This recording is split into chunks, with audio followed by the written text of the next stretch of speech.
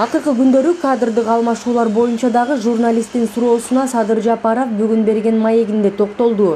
Айтымында 4 министрди мен өзүм алмаштырдым.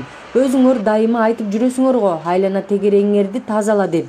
Ишти тарта албай жаткан министрлерди алмаштырам. Пара алгандарды, мамлекеттин акчасын уурдагандарды каматам. Кыскасы эч кимди аямай жок. Министр болуп келдиңби, мамлекет үчүн, эл үчүн иште, уурдаба. Напсиңди тыя албайсыңбы, министр болбой эле кой. Ал эми Алтынбек Сулайманов реформа шылтабай эле жөн эле кетип калса болмок.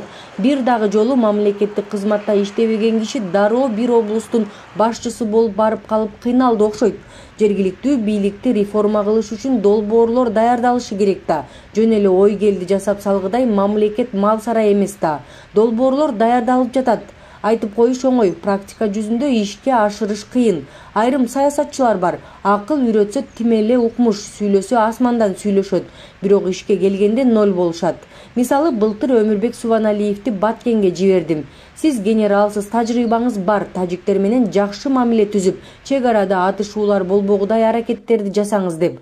Анан эле 29 апрелде тажик тарап биринчи агрессия кылганда тажиктерге барып сүйлөшкөндү бияка коелу. Облустук администрациясынын алдына чогулган элге чыкпай, кабинетинде жашынып отуруп албадыбы.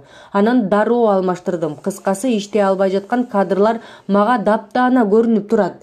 Иштей албагандардын көпкө күтпөй алмаштырып атам. Мындан трагедия кылыштын кереги жок. Өкмөттүк иш ушундай болот. Түбөлүк эч ким министр болбойт, деди Садыр Жапаров.